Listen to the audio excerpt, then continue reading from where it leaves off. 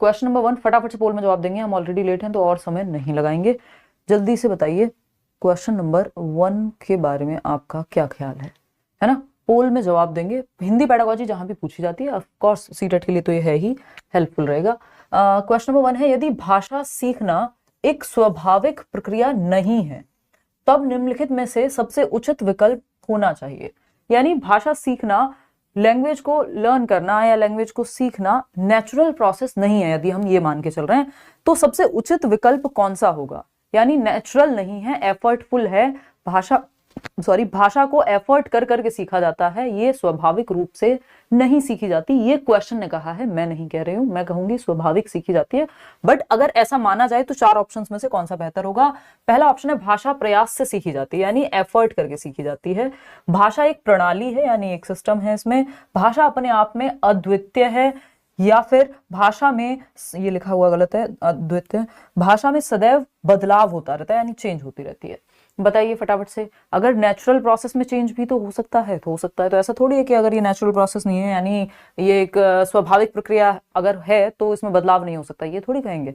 अद्वितीय है, बात कुछ और चल रही है, यहाँ पे कुछ और बात हो रही है। भाषा एक प्रणाली है, सिस्टम है एक, तो ऐसा थोड़ी है कि सिस्टम है तो फिर सिस्टम को स्वाभाविक रूप से नहीं सीखा जा सकता। अगर हम बात करें सूबों वाली जो 4 कौशल हैं भाषा के, सुनना, बोलना, पढ़ना और लिखना, तो क्या ये नेचुरल प्रोसेस नहीं है? क्या ये जो सिस्टम है या नियम है जो कि आपके नॉम चॉम्स्की भी कहते हैं, क्या वो स्वाभाविक रूप से नहीं सीखे जा सकते? सीखे जा सकते हैं, प्रणाली है तब भी। तो ये कहना तो गलत हो जाएगा, एक ही ऑप्शन सही बचता है, भाषा प्रयास से सीखी जाती है। यानी जब हम नेचुरल नहीं मान रहे इसको, नेचुरल का मतलब क्या है यहाँ पे? नेचुरल का मतलब है यहाँ पे कि स्वाभाविक प्रक्रिया। स्वाभाविक प्रक्रिया में क्या होगा? भाषा अधिग्रहण होगा, भाषा अर्जन होगा, जिसको नॉम चॉम्स्की कहते हैं कि हमारा जो दिमाग है, हमारे अंदर भाषा अधिग्रहण यंत्र है, कहीं इमेजिनरी ब्रेन में हमारे काल्पनिक है, और जिसके माध्यम से हम भाषा जो भी आसपास हमारे होती है, हमारा ब्रेन, हमारा जो दिमाग है उसको संग्रहित कर लेता है या अर्जित कर लेता है, और हम भाषा सीख जाते हैं बिना किताब के, बिना कॉपी के, बिना टीचर के। हम अपने माहौल से अपनी मातृभाषा को अर्जित कर लेते हैं। तो अगर ये स्वाभाविक प्रक्रिया नहीं है तो प्रयास करना पड़ेगा, उसमें तो प्रयास नहीं करना पड़ता, बच्चा तो अपने आप भाषा सीख जाता है। तो अब यहाँ पे बस इतना ही अंतर है। अगर हम देखें यहाँ कि भाषा अधिगम जो है, यानी भाषा सीखना कह लीजिए या अधिगम कह लीजिए, भाषा अधिगम लिखा हो या भाषा सीखना, कई बार सीखना अलग अलग तरह से यूज हो जाता है, अर्जन के लिए भी, ठीक। और अगर भाषा अर्जन लिखा है या फिर अधिग्रहण लिखा है, क्या लिखा है? अधिग्रहण लिखा है, ठीक है। तो यहां पे बस मेन डिफरेंस यही है कि सीखने में प्रयासरत रहना पड़ेगा, अभ्यास लगेगा, प्रयास लगेगा, एफर्ट लगेगा। वही जो अर्जन है, अर्जन मतलब आपने अर्जित कर लिया, है ना, ये विरासत में मिलती है हमको एक तरह से अगर देखा जाए, ठीक। तो हमने इसमें कुछ खास एफर्ट किया नहीं है, हमें मिल गया है। तो अर्जन अधिग्रहण क्या है? स्वाभाविक है, इसमें कोई अलग से प्रयास नहीं करता, बच्चा अपने आप सीख जाता है। पहले तुतला के बोलेगा, कई बार गलत भी बोलेगा, जो उसने आसपास से सुना उसके ब्रेन में भरा, और आंतरिक क्षमता है मनुष्य में भाषा सीखने की, ये बात बाबा नॉम चॉम्स्की कहते हैं। तो ये भाषा अर्जन या अधिग्रहण क्या है? स्वाभाविक प्रक्रिया है। वहीं अधिगम जो है वो प्रयासरत या अभ्यासरत प्रक्रिया है, जिसमें आप स्किल्स, भाषा के जो कौशल हैं वो अलग अलग सीखते हैं, मतलब साथ में सीखते हैं, बट वो प्रक्रिया है, सीक्वेंस में आप सीख रहे हैं या एक साथ चल रहे हैं, दोनों ही चीजें होती हैं। व्याकरण सीखते हैं, भाषा का नियम सीखते हैं, आप स्कूल में टीचर का सहारा लेते हैं, ठीक। तो भाषा प्रयास से सीखी जाती है, ये बात है जो सपोर्ट करेगी इस कथन को कि एक स्वाभाविक प्रक्रिया नहीं है। क्वेश्चन नंबर 2 देखिएगा, कई सारे इसमें प्रीवियस ईयर क्वेश्चंस को भी डाला है क्योंकि वो महत्वपूर्ण है, बहुत रिपीट होते हैं, सिलेबस सेम ही रहता है, ठीक। फटाफट से बताओ, सही बोल रहे हो नवाज, इसको ठीक करेंगे यार हम। एस्टेट के लिए मैराथन लो, एस्टेट कब है एग्जाम? थोड़ा सा मैं अभी इस पे नजर नहीं रख पा रही हूँ, देखती हूँ, अगर हो पाएगा तो बिल्कुल लूंगी। देखो एक बार, और फटाफट से सेकंड क्वेश्चन देखो, कक्षा में प्रस्तुतिकरण के दौरान, यानी प्रेजेंटेशन के दौरान, कक्षा में प्रस्तुतिकरण के दौरान विद्यार्थी एक एक करके अपनी राय दे रहे हैं। भाई हर बच्चा अपनी राय दे रहा है, ठीक, अपनी ओपिनियन प्रेजेंट करेगा। भाषा अध्यापक के रूप में आप किस आधार पर उनका आकलन करेंगे? आप एक लैंग्वेज टीचर हैं, आप बच्चे जो अपनी राय दे रहे हैं एक एक करके, उसको किस बेसिस पे आप उसका आकलन करेंगे? ये पूछना चाहता है कवि, आई मीन क्वेश्चन या एग्जामिनर। फर्स्ट ऑप्शन क्या है, भाषा में प्रवाह, यानी फ्लुएंसी कितनी है। इंग्लिश और हिंदी में सेम आते हैं ट्रांसलेटेड क्वेश्चंस आजकल, तो कोई अंतर बचा नहीं है भाषा में, बस ट्रांसलेशन का अंतर बचा है, चाहे लैंग्वेज 1 हो लैंग्वेज 2 हो। ठीक, तो भाषा में प्रवाह यानी फ्लुएंसी, यानी प्रवाह से बोल रहे हैं या नहीं बोल रहे हैं, अटक अटक के बोल रहे हैं या प्रवाह से बोल रहा है बच्चा। हाँ, प्रस्तुतिकरण यानी प्रेजेंटेशन में ये बात बहुत महत्वपूर्ण है कि प्रवाह होना चाहिए, ये नहीं एक शब्द आज बोला दूसरा कल बोल दिया, या कोई प्रवाह ही नहीं है, फ्लुएंसी ही नहीं है बोलने में, शब्दों के बीच में या जिस तरह से बोला जा रहा है उसमें प्रवाह ही नहीं है। विषय वस्तु में निपुणता, यानी जो विषय वस्तु है, जो भी कंटेंट है उस प्रस्तुतिकरण में, उसमें बच्चा निपुण है या नहीं है। अगर निपुण है तब तो अपनी बात को अच्छे से कह पाएगा, बात तो सही लग रही है। विभिन्न लेखकों के कथन, यानी दूसरे लेखकों के कथनों को वो कोट कर पा रहा है या नहीं। या प्रस्तुतिकरण शैली, अब प्रस्तुतिकरण में जो शैली है, जिस तरह से वो जिस लहजे में पेश कर रहा है, वो भी तो महत्वपूर्ण है। तो यहाँ पे अलग अलग जवाब आप लोग दे रहे हैं। मेरे ख्याल में क्या मतलब, बोर्ड भी यही आंसर मानेगा, विभिन्न लेखकों के कथन से ज्यादा। अब यहाँ पे चारों का ऑप्शन है हमारे पास, नहीं है, तो सबसे कमजोर हमें यही लग रहा था, इसको हटा देंगे। तो जहां पे भी थर्ड है वहां से हटा दो, सिंपल आंसर बच गया फर्स्ट, सेकंड और थर्ड। कैसे, भाषा में प्रवाह फ्लुएंसी इंपॉर्टेंट है प्रस्तुतिकरण में। विषय वस्तु में निपुणता अगर नहीं होगी तो बच्चा अपनी राय कैसे प्रस्तुत करेगा, ये बताओ आप। प्रस्तुतिकरण शैली, जिस लहजे में वो पेश कर रहा है, प्रेजेंटेशन स्टाइल जो है वो भी मैटर करेगा। विभिन्न लेखकों के कथन बेशक ना हो, क्योंकि वो अपनी राय दे रहा है, तो जरूरी नहीं है विभिन्न लेखकों के कथन वहां उतना महत्व रखें। तो फर्स्ट, सेकंड और fourth option is the right answer over here. आगे बढ़ेंगे, क्वेश्चन नंबर 3 देखिएगा और बताइएगा। अभिकथन और कारण को लेकर के सवाल है, देखते हैं। रागिनी चौबे, ये कैसा सवाल है, कह रही है ma'am CTET result hard copy कैसे मिलेगी। हार्ड कॉपी नहीं मिलती है अब, 2016 के बाद से यानी 2018 से डिजी लॉकर में ही सिर्फ आपका रिजल्ट विजिबल होता है। आप प्रिंट लेना चाहें मार्कशीट का वो एक अलग चीज है, वहां से निकलवाना चाहें अलग चीज है, लेकिन घर पे हार्ड कॉपी अब नहीं आती है। 2016 तक आती थी, दिसंबर 2018 वाले एग्जाम के बाद से हार्ड कॉपी नहीं आती है। ठीक, सीटेट रिजल्ट की ये वो जो मार्कशीट है आपकी, उसकी हार्ड कॉपी नहीं आती है। क्लियर, वो आपको डिजी लॉकर जो ऐप है वही मिलेगा अदर मार्कशीट्स के साथ। क्वेश्चन नंबर 3 देखिएगा। निम्नलिखित कथनों को पढ़िए तथा सही विकल्प का चयन करिए, यानी आपको कथन पढ़ने हैं और सही विकल्प का चयन करना है। सही ऑप्शन कौन सा है। अभिकथन या स्टेटमेंट क्या है, भाषा अध्यापक द्वारा व्यक्तिपरक अधिगम की योजना तैयार की जानी चाहिए, यानी इंडिविजुअल एजुकेशनल प्लान, IEP कहते हैं, यानी व्यक्तिगत आवश्यकताओं को ध्यान में रख के, अगर 40 बच्चे हैं 40 बच्चों की नीड को समझ करके तब एक लेसन प्लानिंग की तैयारी हो। ये बात एकदम सत्य घटना पर ही आधारित है, एकदम सही है, ट्रू है। इसका रीजन क्या बताया है, नई भाषाओं के अधिगम से शिक्षार्थियों में विविधता होती है, यानी जब बच्चा नई भाषा सीखेगा तो डाइवर्सिटी आएगी। बात तो ये भी सही है, लेकिन क्या ये सीमा सचिन के लिए सही है, नहीं है, क्योंकि ये भी सही है, यानी सचिन भी सही है, सीमा भी सही है, लेकिन एक दूसरे के लिए यहां पे सही नहीं है, है ना। मतलब क्या कहने का कि ये दोनों स्टेटमेंट अपने आप में सही हो सकते हैं, लेकिन जरूरी नहीं है कि आर जो है ए का रीजन भी हो। समझ पा रहे हो बात को। तो नई भाषाओं के अधिगम से शिक्षार्थियों में विविधता होती है, भाई नई नई भाषाएं बच्चा जानेगा, अलग अलग भाषाएं बच्चे बोलते होंगे, विविधता होगी, डाइवर्सिटी होगी। लेकिन पूछा क्या था या बात क्या चल रही थी कि अध्यापक, जब भाषा अध्यापक द्वारा व्यक्तिपरक अधिगम की योजना तैयार की जानी चाहिए। क्यों, क्योंकि बच्चों को ध्यान में रखे, बच्चों की आवश्यकताओं का ध्यान रखा जा सकेगा। वो बात तो कारण में कही नहीं गई। तो ए भी सही है, आर भी सही है, लेकिन दोनों एक दूसरे के लिए सही नहीं है। आर ए की सही व्याख्या नहीं करता, B option is the right answer. बात सही है या नहीं है। चलिए आगे बढ़ते हैं इसी बात पे, नेक्स्ट क्वेश्चन समझते हैं और पढ़ते हैं क्वेश्चन नंबर 4 को। देखिएगा क्या कहता है क्वेश्चन नंबर 4, फटाफट से देखिएगा। ये कहता है प्रधान अध्यापिका ने, यानी जो प्रिंसिपल हैं स्कूल में, भाषा अध्यापक को नए सत्र के लिए पाठ्य पुस्तकों तथा अन्य संसाधनों का चयन करने के लिए कहा। यानी जो आपका अदर टीचिंग लर्निंग मटेरियल है, चाहे वो चार्ट है, कोई अलग से कोई किताब आती है, कोई फ्लैश कार्ड है, कोई और कुछ दिखाना है क्लासरूम में, तो पुस्तक के साथ साथ बाकी सामग्री के लिए भी कहा। बात सही है या नहीं है, बताओ फटाफट से। सही है, क्लियर है बात यहां तक। हाँ, तो ये बात सही है। फिर अगर हम देखें, चयन करने के लिए कहा कि भाई चूज कर लो क्या क्या सामग्री इस्तेमाल करोगे किताब के साथ साथ, पुस्तक के साथ साथ, क्योंकि पुस्तक एकमात्र संसाधन नहीं है कक्षा में पढ़ाने का। इनका कई सारे संसाधनों में से एक संसाधन है, यानी text book is one of the resources available in the classroom. ठीक, इनका चयन करते समय निम्नलिखित में से एक प्रासंगिक नहीं है। क्या प्रासंगिक नहीं है, या क्या कॉन्टेक्चुअल नहीं है, क्या उचित नहीं है। पहला है पुस्तकों और संसाधनों की अनुकूलता। ये तो सही बात है भाई, जो पुस्तक है और संसाधन है वो बच्चे के लिए हेल्पफुल होने चाहिए, सही है। बच्चों की अधिगम या अनुकूल होने चाहिए बच्चे के स्तर के हिसाब से, बच्चे के लिए इन जनरल। ठीक, फिर आता है सेकंड ऑप्शन, बच्चों की अधिगम आवश्यकताएं और उन्हें आने वाली भाषाएं। बच्चे की नीड्स क्या है सीखने की, है ना, वो किस क्लास का बच्चा है, उस स्तर के हिसाब से आप किताबें और अदर मटेरियल चूज करते हो, ये बात भी सही है। विद्यार्थियों का क्या स्तर है, अगेन सेम बात, भाई उनका कॉग्निटिव स्तर क्या है, वो उनकी एज क्या है, सामग्री की अवधारणात्मक जटिलता और गहनता, ये यहाँ पे बिल्कुल भी सही नहीं है, ये प्रासंगिक नहीं है कि जो अवधारणात्मक, जो कॉन्सेप्चुअल कॉम्प्लेक्सिटी है और इंटेंसिटी है वो महत्वपूर्ण नहीं है कि कॉम्प्लेक्सिटी के बेसिस पे आप चूज कर रहे हैं या फिर कॉन्सेप्चुअली उसको कॉम्प्लेक्स बना रहे हैं, मुश्किल चीज ही चूज कर रहे हैं, ऐसा कुछ भी नहीं होना चाहिए। Fourth option is the right answer. जो गलत है वही सही है, क्योंकि पूछा ही गलत है, नहीं लिखा हुआ था। नहीं वाले क्वेश्चंस को थोड़ा सा ध्यान से करते हैं हम लोग सॉल्व।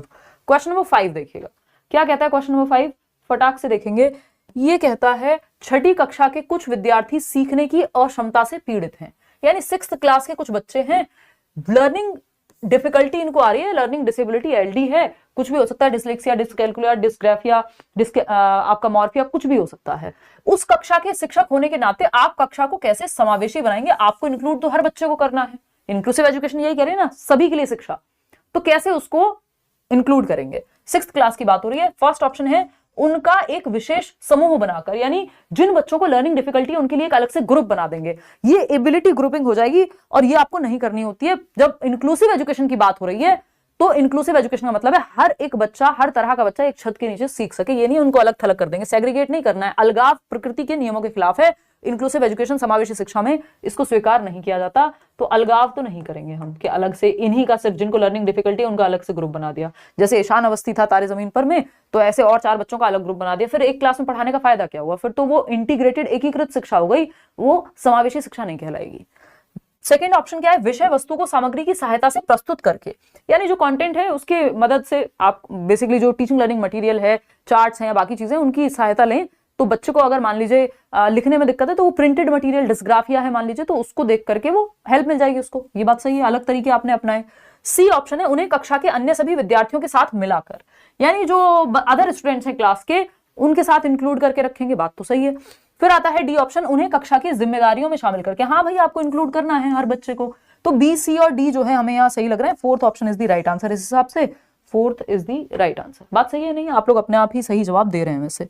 आगे बढ़ते हैं क्वेश्चन नंबर 6 पर। ये क्या कहता है क्वेश्चन नंबर 6? क्वेश्चन नंबर 6 कह रहा है एक अध्यापक शिक्षार्थियों का नाम लिए बगैर उनके वाचन कौशल यानी और उच्चारण में कुछ गलतियों के उदाहरण देकर उनकी गलतियों के बारे में समझ बनाती है।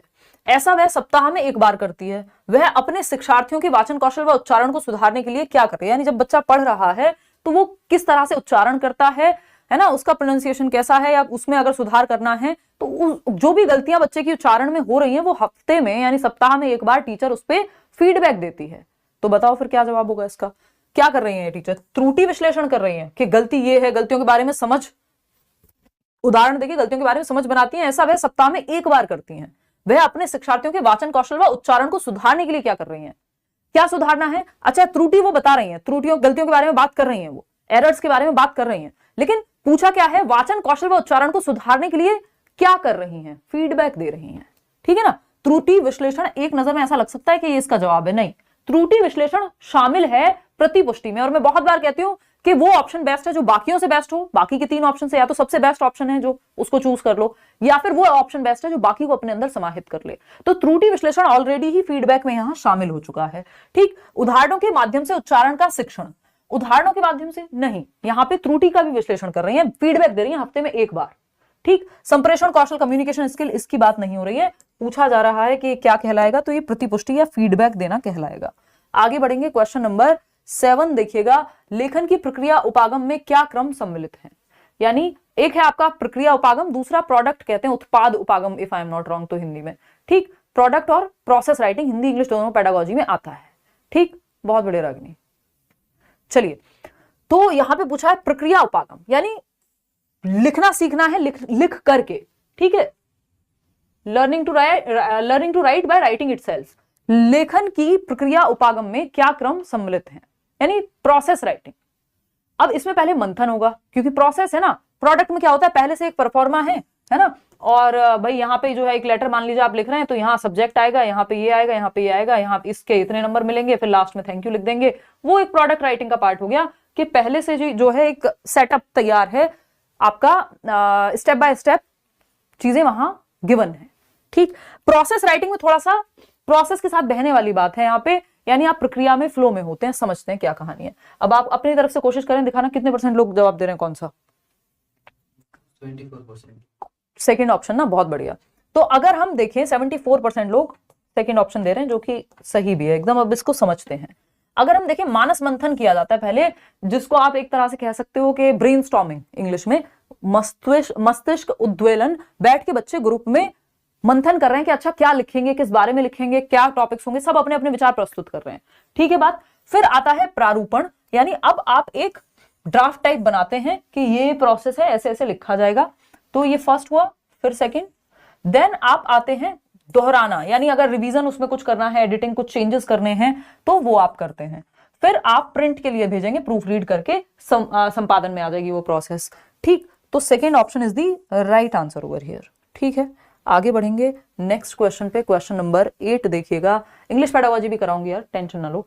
क्वेश्चन नंबर 8 क्या कहता है भाई, एक भाषा से दूसरी भाषा में जाना, यानी ट्रांस लैंग्वेज कह देते हैं इसको, ट्रांसलिंगुअलिज्म भी कहते हैं, के बारे में क्या सही नहीं है, नॉट राइट पूछा है। दूसरी एक भाषा से दूसरी भाषा, यानी कोड स्विचिंग बोलते हैं इसको, और ट्रांसलिंगुअलिज्म या ट्रांस लैंग्वेज बोल देते हैं। तो इसमें कोड स्विचिंग और कोड मिक्सिंग आपको याद होगा, हिंदी और इंग्लिश दोनों में पूछा जाता है। फटाफट से बताएंगे, मैं लिख भी देती हूँ यहाँ पे, है ना। तो एक भाषा से दूसरी भाषा में जाने के बारे में क्या सही नहीं है, पहले आप जवाब दीजिए, फिर हम इस पे आएंगे। ठीक है ना। नहीं, बैच में हुई थी, आज दोनों क्लासेस हुई थी भाई। तो भाषाओं के बीच अनुवाद यानी ट्रांसलेशन, एक ही, ये तो सही है भाई, अनुवाद होता है तभी तो ट्रांसलिंगुअलिज्म कह रहे हैं। एक भाषा से दूसरी भाषा में कई बार दूसरी भाषा के शब्दों को मिक्स करना होता है। एक ही बोली जाने वाली या लिखित अभिव्यक्ति में विभिन्न भाषाओं के शब्दों का मिश्रण, हाँ ठीक है। यह बहुभाषावाद को समुन्नत करता है, यानी बढ़ावा देता है, हाँ भाई ठीक है, क्योंकि मल्टीपल लैंग्वेज यूज हो रही हैं। यह विद्यार्थियों को एक भाषा के प्रयोग तक सीमित करता है, ये कहना एकदम गलत होगा, और जो गलत है वही सही है, क्योंकि पूछा ही गलत था, नहीं है वो पूछा था जो सही ना हो। ठीक है जी, डी क्लियर है। बात हो रही है एक ही बोली जाने वाली है लिखित अभिव्यक्ति में विभिन्न भाषाओं के शब्दों का मिश्रण, है ना। तो इसमें कोड स्विचिंग और कोड मिक्सिंग की बात हो रही है। अगर हम देखें तो कोड स्विचिंग की बात हो रही है। कोड स्विचिंग क्या है, ये ट्रांसलिंगुअलिज्म में, यानी आप एक भाषा से दूसरी भाषा में जा रहे हैं, उसमें एक तो है कोड स्विचिंग, है ना, ये बहुत पूछा जा रहा है अभी हिंदी में भी और इंग्लिश में भी। और दूसरा है कोड मिक्सिंग। क्या है दूसरा? Code mixing. बात सही है या नहीं है? Code mixing. ठीक है। अगर हम देखें यहां तो कोड स्विचिंग में, मान लीजिए आप इंग्लिश में बात कर रहे थे, हिंदी में चले गए, ठीक है, स्विच कर लिया। कोड मिक्सिंग में आपने हिंदी में कुछ शब्द मिक्स कर लिए, जैसे मैंने अभी मिक्स बोला तो ये हिंदी भाषा में मैंने मिक्स कर लिए, तो दो भाषाओं के शब्द मिक्स हो रहे हैं वहां पे। ठीक है, इतनी बात क्लियर है। चलिए खैर आगे बढ़ते हैं नेक्स्ट पॉइंट पे। क्या कहता है नेक्स्ट पॉइंट? क्वेश्चन नंबर 9 देखिएगा और मुझे बताइएगा कि क्या पूछा है। आपसे मोटिवेशन मिलता है, अच्छा जी धन्यवाद, मेहनत भी कीजिए, सिर्फ मोटिवेशन गाड़ी नहीं खींचेगा, दोनों ही चीजें चाहिए। ठीक, क्वेश्चन नंबर 9, वह प्रश्न जो शिक्षार्थियों को पठन सामग्री को पढ़ने जैसे दिए गए निवेश से आगे जाने के लिए समर्थ बनाते हैं, उन्हें क्या कहते हैं? बताइए, किस तरह के प्रश्न जो शिक्षार्थियों को पठन सामग्री को पढ़ने जैसे दिए गए निवेश से आगे जाने के लिए समर्थ बनाते हैं, जो पढ़ने के लिए दिया गया है उसके आगे वो कुछ सोच पाए, उन्हें क्या कहेंगे? निष्कर्ष निकालने से संबंधित प्रश्न, यानी कंक्लूजन ड्रॉ करने की बात हो रही है। सेकंड है संकलनात्मक प्रश्न, दूसरे के स्थान पर स्वयं को रखने से जुड़े प्रश्न, या रचनात्मक लेखन प्रश्न। पूछा जा रहा है पठन सामग्री को पढ़ने जैसे दिए गए निवेश से आगे जाने के लिए समर्थ बना रहे हैं, यानी जो लिखा हुआ है उसके परे बच्चा सोच पाए।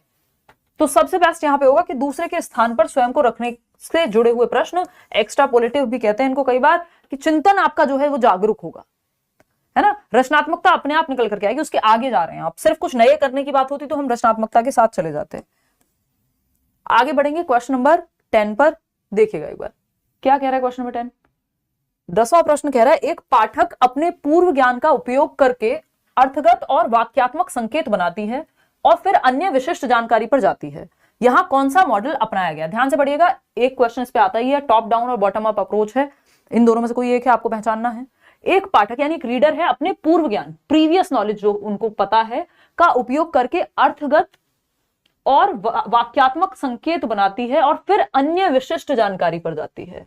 यानी अर्थ समझ रही है पहले, मीनिंग क्या होगा, सार क्या होगा, कहना क्या चाह रहा है कवि, जो भी वो पढ़ रही है उसमें अर्थ निकालने की कोशिश कर रही है, वाक्यात्मक संकेत पे जा रही है, फिर सेंटेंस पे जा रही हैं, और बाद में अन्य विशिष्ट जानकारी जैसे वर्ड मीनिंग हो गया, है ना, या आपका जो मतलब ऊपर से नीचे की ओर, यानी सबसे ऊपर क्या है, अर्थ का निकालना है या समरी को पकड़ना, फिर जाके सेंटेंस स्ट्रक्चर पकड़ रहे हैं, फिर उस सेंटेंस में भी वर्ड्स शब्दों पे आ जाएंगे, है ना, फिर शब्दों से भी हम फिर अक्षर पे भी जा सकते हैं। तो अन्य विशिष्ट जानकारी यानी टॉप टू डाउन। टॉप क्या है, समरी समझना, अर्थ समझना, ओवरऑल अर्थ समझना कि किसी कविता का, किसी गीत का क्या मतलब है, और फिर उससे आप आ रहे हैं सेंटेंस पे या पैराग्राफ पे, फिर आप आ रहे हैं वर्ड मीनिंग पे। तो top to down, down to top क्या होता, सॉरी हाँ, डाउन टू टॉप जिसको हम कहते हैं बॉटम अप, या बॉटम टू टॉप क्या होता कि पहले विशिष्ट अर्थ जानने की कोशिश है, शब्द अर्थ मान लीजिए, फिर वाक्य की कैसे संरचना होगी, फिर पैराग्राफ कैसे बनेगा, फिर ओवरऑल मीनिंग क्या होगा, तो वो बॉटम अप हो जाता है। यहाँ पे top down is the right answer,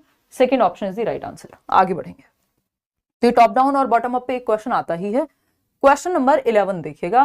देखो सीधा कविता के अर्थ की बात हो रही है और बाद में विशिष्ट जानकारी पे आ रहे हैं, तो टॉप डाउन, और पहले अर्थ या शब्दार्थ की बात हो रही है, फिर आपकी वाक्य संरचना, फिर आपका जो है पैराग्राफ, फिर जाकर के पूरी कविता, तो वो बॉटम अप है। ठीक, एडमिट कार्ड आ जाएगा 10 दिन पहले, आई थिंक आ जाता है 10-15 दिन पहले, नहीं हफ्ता भर पहले आता है, आजकल का जो ट्रेंड चल रहा है हफ्ता भर पहले आ जाता है, और 1-2 दिन पहले आपका फाइनल एडमिट कार्ड आता है, प्री एडमिट कार्ड आएगा हफ्ता 10 दिन पहले आ जाता है। देखिएगा, देखिए क्वेश्चन नंबर 11 कहता है अध्यापक को काव्य शिक्षण बहुत सावधानी से करना चाहिए। ठीक है, बताइए, निम्नलिखित कथनों के आधार पर सही विकल्प चुनना है। शिक्षक को सही, जब वो कविता या कविता का वाचन कर रही हैं अगर अध्यापिका या अध्यापक, तो काव्य शिक्षण को बहुत सावधानी से करना चाहिए। निम्नलिखित में से आपको चूज करना है कौन सी बात सही है। 4 स्टेटमेंट हैं। शिक्षक को सही लय के साथ ऊंचे स्वर में पढ़ना चाहिए, यानी लय ताल जरूरी अगर कोई कविता का पाठन है या फिर काव्य का पठन है। कठिन शब्दों के लिए एक एक शब्द का अर्थ बताना चाहिए। अब जब आप काव्य का पठन कर रहे होते हैं या पढ़ा रहे होते हैं कुछ ऐसा कविता से संबंधित कुछ, तो वहां पे एक एक शब्द का अर्थ बताना जरूरी नहीं होता। ठीक, शिक्षक के स्वर तथा मुख पर भाव स्पष्ट होने चाहिए। हाँ, है ना, वो मछली वाली भी अगर कविता सुनाई जा रही है तो भाव नहीं होंगे तो फील ही नहीं होगा कि, है ना, कि एक मछली थी, फिर वो दुख ही आपको, अभी वो कौन सा चल रहा था, एक मछली पानी में गई, वो भी तो मजाक ही चल रहा था। तो भाव जरूरी है यहाँ पे। शिक्षक को विद्यार्थियों की समझ के लिए प्रश्न पूछने चाहिए। हाँ, बच्चों को समझ बनी कि नहीं बनी तो वो पूछना चाहिए प्रश्न, है ना। चांद को लेके कविता होती थी, तो जितनी भी कविताएं हैं वहां पे लय और ताल तो सबसे ज्यादा जरूरी है जब भी काव्य की बात आ रही है। और दूसरा, ये जो भाव है वो स्पष्ट होने चाहिए, उतार चढ़ाव जो है, इंटोनेशन जिसको हम कह रहे हैं, वो होना चाहिए। शिक्षक को विद्यार्थियों की समझ के लिए प्रश्न पूछने चाहिए, लेकिन एक एक शब्द का अर्थ बताना चाहिए, ये बिल्कुल जरूरी नहीं है यहाँ पे। तो फर्स्ट, थर्ड और फोर्थ, वैसे भी चारों का ऑप्शन हमारे पास है भी नहीं, तो फर्स्ट ऑप्शन के साथ हम यहाँ चले गए। आगे बढ़ेंगे नेक्स्ट क्वेश्चन पे। क्वेश्चन नंबर है 12, देखना क्या कहना चाह रहा है कवि। क्वेश्चन नंबर 12 है, निम्नलिखित में से कौन सी राष्ट्रीय शिक्षा नीति 2020 की अनुशंसा नहीं है। यानी 2020 की जो राष्ट्रीय शिक्षा नीति है, नेशनल एजुकेशन पॉलिसी है, नई शिक्षा नीति जिसको हम कह दे रहे हैं, उसमें कौन सी एक बात निहित नहीं है, इंक्लूडेड नहीं है। पहला ऑप्शन है, पहली कक्षा से माध्यम के रूप में अंग्रेजी भाषा, यानी फर्स्ट क्लास से ही मीडियम ऑफ इंस्ट्रक्शन इंग्लिश को कर दीजिए। या फिर सेकंड ऑप्शन, माध्यमिक स्तर पर विदेशी भाषा का अध्ययन, यानी जो मिडिल स्टेज है वहां पे आप फॉरेन लैंग्वेज पढ़ा सकते हैं। माध्यमिक स्तर पर शास्त्रीय भाषा यानी क्लासिकल लैंग्वेज का भी अध्ययन। हाँ, ये दोनों ही बातें सही है, संस्कृत की भी बात हो रही है, फॉरेन लैंग्वेज की भी बात हो रही है। बुनियादी संस्कृत शास्त्रीय भाषा क्लासिकल लैंग्वेज में आ जाएगी। बुनियादी वर्षों के दौरान माध्यम के रूप में मातृभाषा। हाँ, जो फाउंडेशनल स्टेज है ना, शुरुआत के जो 5 साल हैं, 3 से आपके 8 वर्ष तक के, वहां पे जो माध्यम है वो आपका मातृभाषा मदर टंग ही होनी चाहिए, ना कि ऐसा कहीं नहीं लिखा है कि पहली कक्षा से माध्यम के रूप में अंग्रेजी भाषा, 5वीं कक्षा तक मातृभाषा ही आपका माध्यम होनी चाहिए सिखाने का। मदर टंग में ही आप पढ़ाइए, बच्चे के घर में जो भाषा बोली जाती है उसी में आप उसको शिक्षा दीजिए प्राइमरी क्लास पे।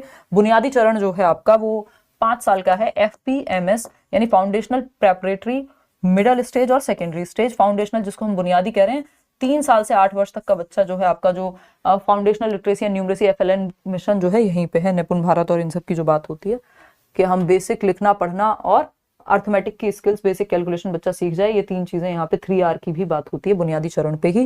क्वेश्चन नंबर 13 देखिएगा, बच्चों की मौखिक भाषा का सतत आकलन करने का सबसे बेहतर तरीका क्या है। यानी जो वो बोल रहे हैं, स्पोकन लैंग्वेज की बात हो रही है, उसका आकलन लगातार होता रहे, उसके लिए बेस्ट तरीका शब्द पढ़वाना, उनसे प्रश्नों के उत्तर पूछना। थर्ड है, विभिन्न संदर्भों में बातचीत या फिर सुने हुए को दोहराने के लिए कहना। देखिए, बच्चा सबसे ज्यादा एक्टिव या सक्रिय कहाँ है? बच्चा सबसे ज्यादा एक्टिव है विभिन्न संदर्भों में बातचीत। जब आप उसको अलग अलग कॉन्टेक्स्ट में, है ना, वो मम्मी पापा के साथ बात कर रहा है तब, आप उसको दोस्तों से बात कर रहा है तब, टीचर से बात कर रहा है तब, तो अलग अलग संदर्भ में कोई नाटक की या कोई कविता का पठन करना है, मान लीजिए वाचन करना है वहां जो सुबह असेंबली होती है स्कूल में, प्रार्थना में, तो ये अलग अलग संदर्भों में कैसे वो भाषा का प्रयोग कर रहा है, जब आप इसको देखेंगे तो सबसे बेहतर तरीका है सतत आकलन हो जाएगा। अलग अलग स्थितियों में आप बच्चे का आकलन कर रहे हैं। बाकी सब में तो रिपीटिशन या रटवाने वाली बात है, यहाँ उसकी जो अभिव्यक्ति है प्राकृतिक या स्वाभाविक वो निकल के आएगी, नेचुरल एक्सप्रेशन आएगा बच्चे का, जो कि भाषा में महत्वपूर्ण है। क्वेश्चन नंबर 14 देखिएगा, हमारी कक्षाओं में बच्चे भिन्न भाषिक पृष्ठभूमि से आते हैं, अतः यानी जो हमारी क्लासरूम्स हैं उसके अंदर विभिन्न पृष्ठभूमि वाले अलग अलग भाषाएं बोलने वाले बच्चे होंगे, अलग अलग परिवारों से आने वाले बच्चे होंगे, बात सही है।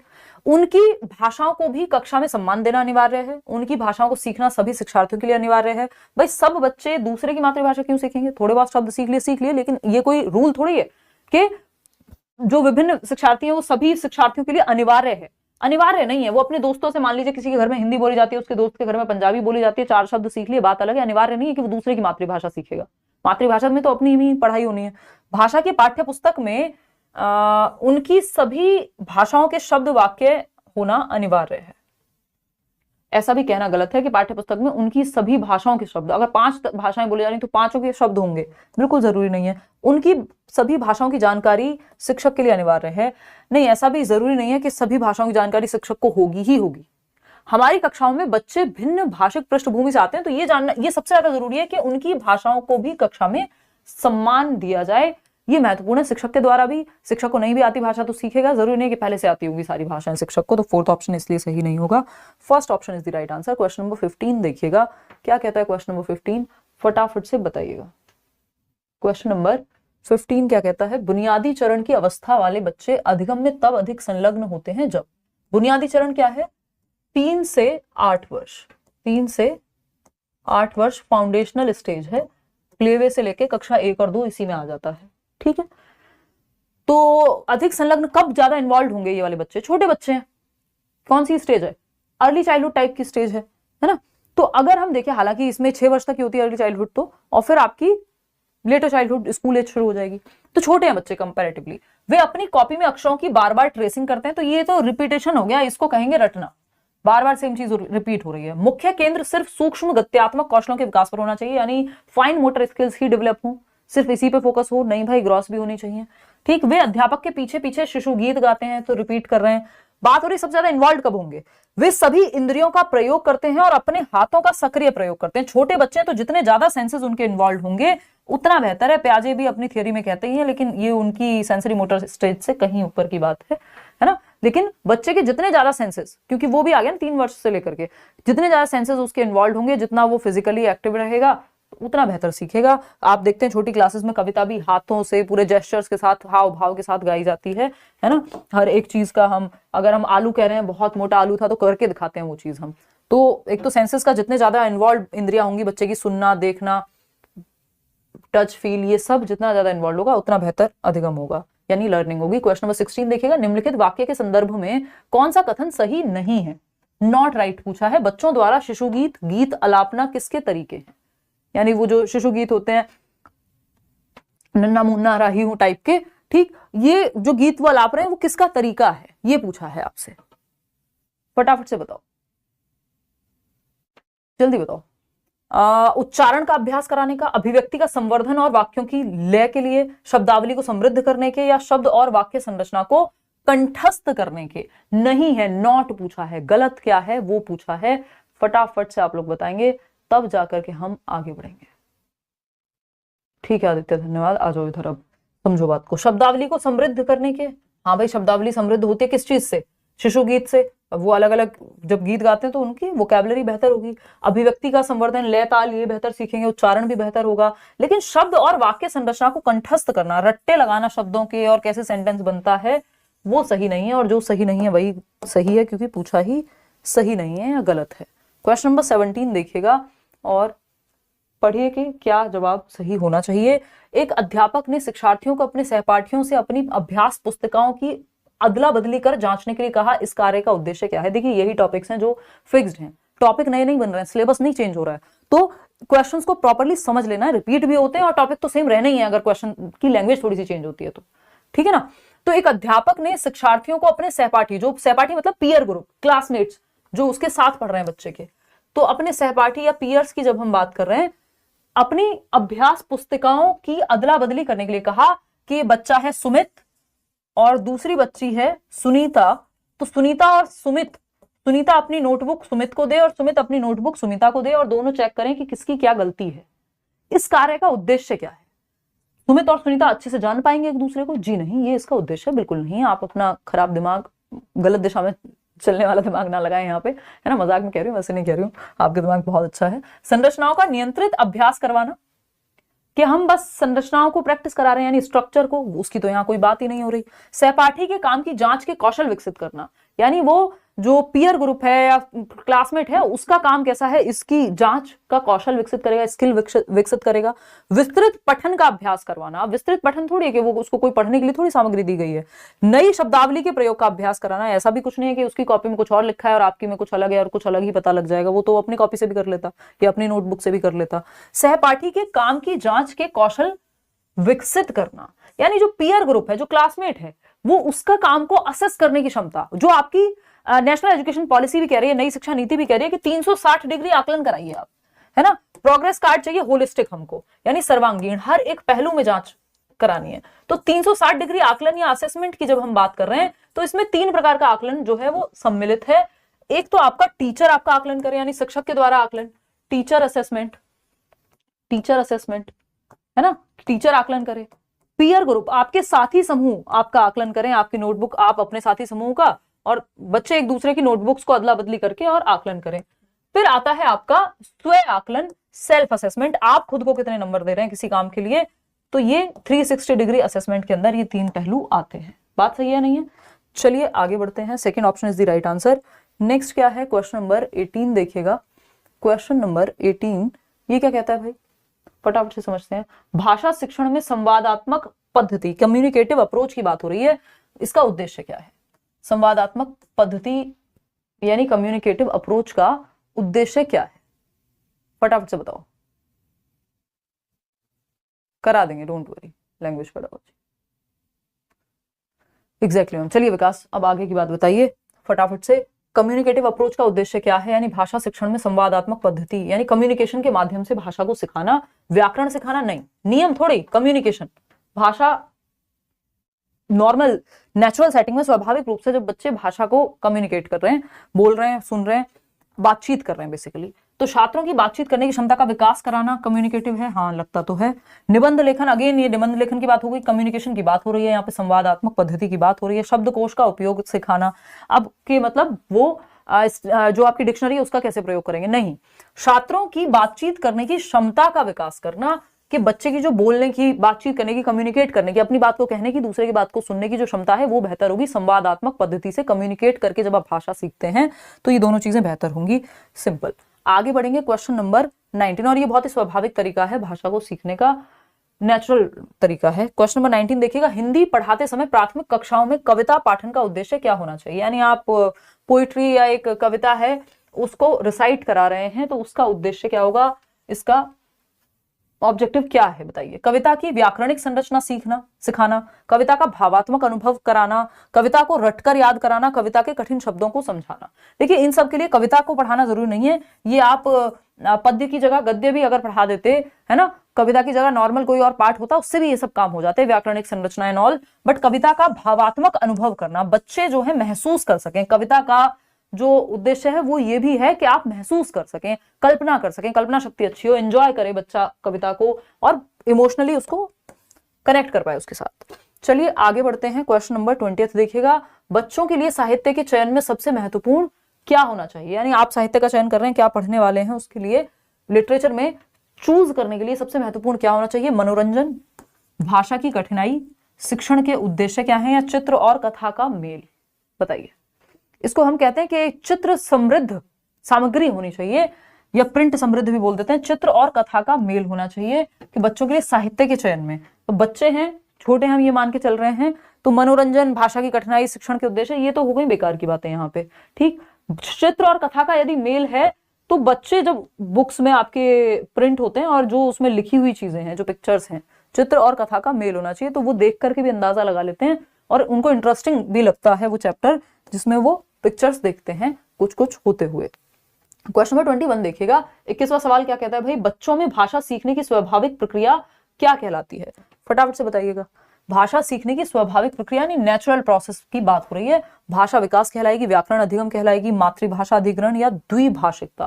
देखिए, भाषा सीखने की स्वाभाविक प्रक्रिया, नेचुरल प्रोसेस को भाषा अधिग्रहण कहते हैं। जो नेचुरल नहीं थी या जिसमें हम कह रहे हैं कि एफर्ट लगेगा, तो वो भाषा अधिगम थी, जिसमें प्रयास कर रहे थे हम। यहाँ पे नेचुरली हो रही हैं चीजें, मातृभाषा अधिग्रहण या अर्जन कहते हैं। यानी बच्चा जिस एनवायरमेंट में होता है, जो उसकी मातृभाषा है, जो उसके आसपास बोली जाती है, जो उसकी घर की भाषा है, वो उसको अर्जित कर लेता है बिना एफर्ट के, बिना किसी किताब कॉपी के, नेचुरली ही, स्वाभाविक रूप से। तो ये थर्ड ऑप्शन हो जाएगा। क्वेश्चन नंबर 22 देखिएगा और बताइएगा क्या कहता है, भाषा अनुभव दृष्टिकोण किस अधिगम सिद्धांत पर आधारित है? यानी लैंग्वेज को लेकर के जो एक्सपीरियंस की बात हो रही है वो किस अधिगम, देखो अनुभव, जहां अनुभव की बात आ गई इसका मतलब बच्चा एक्टिव है, एक्सपीरियंस की बात हो रही है। तो व्यवहारवाद एक्सपीरियंस की बात नहीं करता, ये तो रिवॉर्ड पनिशमेंट की बात करता है, दंड और पुरस्कार की बात करता है। रचनावाद बिल्कुल अनुभव की बात करता है, अर्थ निर्माण की बात करता है, बच्चे को सक्रिय रखने की बात करता है। और पियाजे और वाइगोस्की दोनों क्या हैं? रचनावादी ही हैं, है ना। तो बच्चे को एक्टिव रख के सिखाने की ही बात करेंगे। संरचनावाद तो स्ट्रक्चरलिज्म हो जाता है विलियम वुंट के समय का, ये जो है बिल्कुल भी अनुभववाद और उस सब पे नहीं। मानवतावाद अलग कहानी गाता है कि व्यक्ति की फ्री विल होती है एंड ऑल, वो यहाँ पे काम की नहीं है। तो सेकेंड ऑप्शन ही बचता है। क्वेश्चन नंबर 23 देखिएगा और जवाब दीजिएगा। भाषा अधिगम के संबंध में सही कथन का चयन करना है आपको। तो लैंग्वेज लर्निंग की बात हो रही है, अधिग्रहण की बात नहीं हो रही है, अधिगम की बात हो रही है, जो एफर्ट के साथ सीखा जाता है। भाषा अधिगम के लिए औपचारिक व्याकरण शिक्षण आवश्यक होता है कि औपचारिक रूप से आप व्याकरण पढ़ाएं, नहीं, आपको संदर्भ में व्याकरण पढ़ाना होता है। औपचारिक तरीका बहुत अच्छा नहीं है कि व्याकरण के अलग से नियम रटवा दो आप, तो इसको हम बहुत अच्छा नहीं मानते। ठीक, बच्चे अपनी भाषा सामाजिक वातावरण से स्वाभाविक रूप से सीखते हैं, ये बात भी सही है, लेकिन अधिगम की बात हो रही है। भाषा अधिगम एक स्वाभाविक प्रक्रिया नहीं होती, ये बनाई भी जा सकती है, ऐसा नहीं है। भाषा अधिगम केवल औपचारिक शिक्षा प्रणाली के माध्यम से होता है, ये कहना गलत होगा। तो भाषा अधिगम एक स्वाभाविक प्रक्रिया नहीं होती, ये भी कहना उतना सही नहीं है कि इसको सूबो पाली जो सुनना बोलना पढ़ना लिखना ये स्वाभाविक क्रम में ही चल रही है। बच्चे अपनी भाषा सामाजिक वातावरण से स्वाभाविक रूप से सीखते हैं, ये बात कहना पूरी तरह से गलत नहीं होगा मेरे ख्याल में। बाकी आप बताएंगे कितने लोग दे रहे हैं बी ऑप्शन? हाँ ठीक है, तो मतलब आप लोग सही दे ही रहे हैं ऑलरेडी। तो भाषा अधिगम के संबंध में सही कथन का चयन करना है। तो बच्चे अपनी भाषा सामाजिक वातावरण से स्वाभाविक रूप से सीखते हैं, ये बात कहना गलत नहीं होगा। और स्वाभाविक रूप से जब वो पढ़ने लिखने भी जा रहे हैं तो वो सूबो पाली सुनना बोलना पढ़ना लिखना ये भी तो स्वाभाविक ही है ना, क्रम है ना। तो ये कहना गलत होगा कि स्वाभाविक प्रक्रिया नहीं है, अधिगम भी एक स्वाभाविक प्रक्रिया ही है। वो उस तरह से पहला क्वेश्चन उन्होंने पूछा था कि वहां पे कोई और ऑप्शन हमारे पास बचता नहीं था और हमको बेस्ट ऑप्शन ही चूज करना होता है। क्वेश्चन नंबर 24 देखिएगा, हिंदी भाषा शिक्षण में समृद्ध वातावरण से आप क्या समझते हैं? यानी कॉन्ड्यूसिव एनवायरमेंट, बेहतर एनवायरमेंट जो बच्चों को बेहतरी के लिए आगे बढ़ाने के लिए प्रोत्साहित करे। व्याकरण की अच्छी पुस्तकें, व्याकरण महत्वपूर्ण नहीं है, संदर्भ में व्याकरण महत्वपूर्ण है। केवल परीक्षा का वातावरण, ये भी गलत है। जहां बच्चा सक्रिय है, एक्टिव है, वो बेस्ट है। बच्चों को हिंदी में सुनने बोलने पढ़ने और लिखने के अवसर देना, ये बात सही है। चारों ही कौशल सीखने के मौके नेचुरली मिल रहे हैं, स्वाभाविक रूप से। सिर्फ अभ्यास या परीक्षा या सिर्फ व्याकरण की बात नहीं हो रही। तो समृद्ध वातावरण वो है जहां सुनने बोलने पढ़ने लिखने चारों कौशलों को इस्तेमाल करने के मौके आपको मिले। तो थर्ड ऑप्शन ही बेस्ट हो जाता है। क्वेश्चन नंबर 25 देखिएगा एक बार। क्वेश्चन नंबर 25 क्या कहता है भाई? 25 ही था ये, ओके नहीं, ये है 24 था। बच्चों की हिंदी पढ़ने की क्षमता में सुधार करने के लिए निम्नलिखित में से कौन सा अच्छा तरीका है? बताइएगा फटाफट से अधिक व्याकरण का अभ्यास कराना, ये कोई अच्छा तरीका नहीं है कि बार बार सेम चीज कराते रहो। उन्हें कहानियां पढ़ने के लिए प्रेरित करना, चलो थोड़ा बेहतर है। शब्दावली की सूची रटवाना, केवल पाठ्य पुस्तक से पढ़ाना नहीं भाई, बाकी जो शिक्षण अधिगम सामग्री है उसका भी प्रयोग करो। तो उन्हें कहानियां पढ़ने के लिए प्रेरित करना, तो बच्चा जब कहानी पढ़ता है तो वो सिर्फ पढ़ता नहीं है, वो पढ़ना भी सीख रहा है, वो कल्पना भी सीख रहा है, वो स्वाभाविक रूप से उस दुनिया में जाना भी सीख रहा है। तो कहानियां पढ़ना सीखना जो है नेचुरल है, यहाँ पे पढ़ने की क्षमता अपने आप सुधर जाएगी क्योंकि इंटरेस्ट आता है, उसमें चित्र भी होते हैं कहानी में साथ साथ। क्वेश्चन नंबर 26 देखिएगा, बच्चों के लिए हिंदी में शब्दावली विकसित करने का सबसे प्रभावी तरीका क्या है? यानी बात हो रही है वोकैबुलरी बिल्ड करने की हिंदी में, तो कौन सा तरीका बेस्ट है? उन्हें शब्दकोश का प्रयोग करना सिखाना, यानी डिक्शनरी का प्रयोग सिखा दो, व्याकरणिक नियमों का अध्ययन करा दो, विभिन्न संदर्भों में नए शब्दों का प्रयोग, या केवल रटने पर जोर। ये तीनों ही नेगेटिव बातें थी। जो बेस्ट है वो है विभिन्न संदर्भों में नए शब्दों का प्रयोग। ये जो संदर्भ शब्द है इसको तो दिमाग में आप बैठा लीजिए कि संदर्भ में सिखाना, यानी बच्चे के कॉन्टेक्स्ट उसकी लाइफ से जोड़ के सिखाओ, चाहे व्याकरण हो चाहे वोकैबुलरी हो। जब वो बातचीत में सीखता है, कहानी पढ़ते हुए वोकैबुलरी या शब्दावली उसकी बेहतर होती है, वो हमेशा के लिए पक्की हो जाती है, अलग से नहीं रटवानी है। तो third option is the right answer over here. आगे बढ़ेंगे, क्वेश्चन नंबर 27 देखिएगा और बताइएगा क्या है। हिंदी शिक्षण में समेकित दृष्टिकोण यानी इंटीग्रेटेड अप्रोच का क्या अर्थ है, बताइए। पहला ऑप्शन है व्याकरण और रचनात्मक लेखन को अलग अलग सिखाना, यानी जब क्रिएटिव राइटिंग हो रही है व्याकरण के नियम है वो अलग अलग सिखाए जा रहे हैं। नहीं भाई, आप संदर्भ में व्याकरण सिखा सकते हैं, कोई चैप्टर पढ़ाते हुए, नॉर्मल लिखाते हुए, तो ये तो कहना गलत होगा। हिंदी को अन्य विषयों से अलग रखना, ये भी गलत है। इंटीग्रेटेड का मतलब ये साथ में जोड़ दिया है आपने विषयों को, कौशलों को, है ना। फिर आता है नेक्स्ट, सभी 4 भाषा कौशलों सुनना, बोलना, पढ़ना, लिखना, सूबो पाली जिसको मैं बोलती हूँ, ये जो भाषा के 4 कौशल हैं, जिसमें जो सुनना और पढ़ना है इनको हम ग्रम्यात्मक कौशल कहते हैं, रिसेप्टिव स्किल, और बोलने और लिखने को हम आपका प्रोडक्टिव स्किल्स कहते हैं, उत्पादनात्मक कौशल, या जिसमें आप अभिव्यक्तात्मक कौशल भी कहते हैं, क्योंकि आप बोलने और लिखने में अभिव्यक्त कर रहे हैं खुद को, ठीक। और ग्रहण कर रहे हैं, ग्रम्यात्मक है सुनने और पढ़ने में। सूबो पाली, ठीक, को एक साथ विकसित करना, यानी सभी 4 भाषा कौशलों को एक साथ आप विकसित कर रहे हैं इंटीग्रेट करके, ये बेस्ट तरीका होता है। अगर क्रम पूछ ले आपसे तो सूबो पाली यही क्रम होता है, लेकिन और वो मनोवैज्ञानिक तरीका है, लेकिन अगर इंटीग्रेटेड अप्रोच की बात कर रहे हैं तो ये चारों एक साथ चल रहे होते हैं। ऐसा नहीं सुनना अलग से आइसोलेशन में सीख रहे हैं, बोलना अलग से सीख रहे हैं, सब साथ में ही है, ठीक। लेकिन क्रम पूछेगा तो क्रम यही होगा। क्रम में ही होते हैं तो कहना गलत होगा, सिर्फ क्रम में ही होते हैं ये कहना गलत होगा, साथ साथ होते हैं। केवल परीक्षा के, लेकिन क्रम पूछ रहे तो यही क्रम है, सूबो पाली। केवल परीक्षा के दृष्टिकोण से नहीं भाई, रट्टाफिकेशन हो जाएगा वो तो। आगे बढ़ते हैं क्वेश्चन नंबर 28 पे। हिंदी भाषा सिखाने के लिए आगमनात्मक विधि या प्रेरक विधि कह देते हैं कई लोग इसको, इंडक्टिव मेथड का अर्थ क्या है। इंडक्टिव और डिडक्टिव पे ये वो क्वेश्चन हैं जो बहुत बार रिपीट होते हैं, रिपीटेडली आते रहते हैं। तो कोशिश यही की गई है कि पहले इनको अगर हम अच्छे से समझ लेंगे तो फिर आसानी होगी। देखिए, हिंदी एक आध सेशन ले लूंगी भाई मैथ्स पेडागोजी का, अगर हो पाया तो, कमिटमेंट नहीं कर रही हूं। हिंदी भाषा सिखाने के लिए आगमनात्मक विधि इंडक्टिव मेथड का क्या अर्थ है। पहला है नियमों को पहले पढ़ाना और फिर उदाहरण देना। देखो, नियम पहले पढ़ाए जाते हैं निगमनात्मक विधि में, डिडक्टिव मेथड में, कि पहले संज्ञा की परिभाषा सिखाई गई और फिर जो है उसके उदाहरण दिए गए। इसको निगमनात्मक विधि कहते हैं, नियम से उदाहरण की ओर। निगमनात्मक से याद रखना, नियम, निगमनात्मक विधि, ठीक। बच्चों को उदाहरणों से नियमों तक पहुंचाना ये आगमनात्मक है या इंडक्टिव मेथड है अगर मैं कहूं तो। हिंदी में एक बार चेक कर लेना, मुझे थोड़ा सा डाउट हो रहा है कि आगमनात्मक ही कहते हैं इंडक्टिव को, और हाँ आगमन ही कहेंगे, देखना एक बार। इंडक्टिव लेकिन इंग्लिश में सही लिखा हुआ है, बच्चों को उदाहरणों से नियमों तक पहुंचाना, एग्जाम्पल टू रूल जाना इंडक्टिव मेथड है, आगमनात्मक कह सकते हैं, ठीक। और नेक्स्ट सेशन में लेंगे भाई हार्ड क्वेश्चन, व्याकरणिक नियमों को रटाना, और सिर्फ हार्ड नहीं लूंगी मैं, मिक्स ही रखूंगी। नियमों को रटवाना तो कहीं पे भी कोई भी तरीका है नहीं, केवल वाक्य संरचना सिखाना, ये भी गलत होगा। तो आंसर जो है वो हो जाएगा आपका बी ऑप्शन। क्लियर है बात? आपका पढ़ाने का तरीका बहुत ही अच्छा है, धन्यवाद सौरभ। चलिए अब तो हम बहुत ही पुराने चावल हो गए हैं। देखिए क्वेश्चन नंबर 29, अगर हम देखें क्वेश्चन नंबर 29 क्या कहता है, एक प्राथमिक स्तर के हिंदी शिक्षक के रूप में आप बच्चों को नई शब्दावली सिखाने के लिए कौन सी गतिविधि का प्रयोग करेंगे, यानी कौन सी एक्टिविटी आप कराएंगे। एक हिंदी टीचर हैं आप और नई वोकैबुलरी, नए शब्द सिखाना चाहते हैं, कौन सा तरीका बेस्ट मानेंगे आप। पहला है शब्दों की सूची रटवाना, रटंत विद्या चलंत नहीं, अर्थपूर्ण अधिगम कराना है, ना कि रटवाना है। सेकेंड ऑप्शन है कहानी सुनाना और उसमें प्रयुक्त नए शब्दों पर चर्चा करना, यानी आप कहानी सुना रहे हैं और उसमें जो भी नए शब्द आए हैं उन पे चर्चा कर रहे हैं। हाँ भाई ये तरीका सही है, इसमें लर्निंग बाय डूइंग हो रही है अगर देखा जाए तो। थर्ड है शब्दों का उच्चारण बार बार करवाना, इससे रिपीटेशन से सिर्फ रटना ही प्रमोट हो रहा है। बच्चों से शब्दों को लिखवाना, इससे भी रिपीट ही होगा। सबसे ज्यादा एक्टिव है बच्चा यहाँ, और जहां बच्चा एक्टिव है वो ऑप्शन बेस्ट है। कहानी सुनाना और नए शब्द जो आए हैं उनको अलग अलग संदर्भ में प्रयुक्त करना, है ना, कि कोई मूवी देख रहे हैं तो नए शब्द फिर यूज कर रहे हैं संदर्भ में, कॉन्टेक्स्ट में। क्वेश्चन नंबर 30 देखिएगा, ये क्या कहता है, प्राथमिक स्तर पर, लास्ट सवाल है आज के लिए, प्राथमिक स्तर पर हिंदी भाषा शिक्षण के लिए कौन सी विधि सबसे अधिक प्रभावी है। हिंदी भाषा शिक्षण के लिए प्राथमिक स्तर पर कौन सी विधि सबसे अधिक प्रभावी है, बेस्ट मेथड प्राइमरी लेवल पे पूछा है।